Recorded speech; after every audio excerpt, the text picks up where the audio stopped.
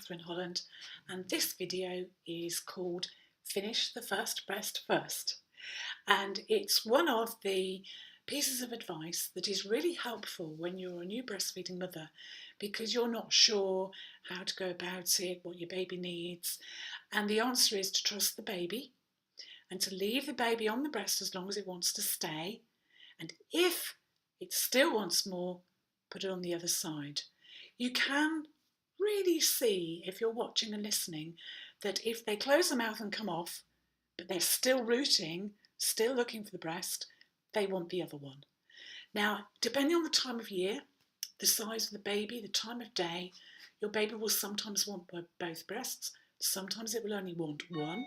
Some babies only ever feed one side at a time, interestingly. So it's perfectly possible to feed twins, no problem. If it's triplets, then one of them has to wait, and I've seen this, and that's what they do. They just quietly wait. Somebody else has to hold them. The mum's there busy juggling too anyway. But you can feed them. They know what they need. They can feel, they can taste, they feel the satisfaction. They feel whether they're thirsty. And if it's a hot day, they will want to go to the other breast. They'll come off quickly.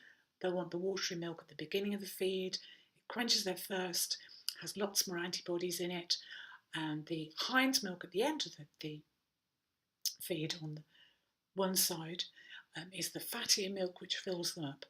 So the baby will know what it feels like, much as you do, whether you want your starter, your main course, or your pudding.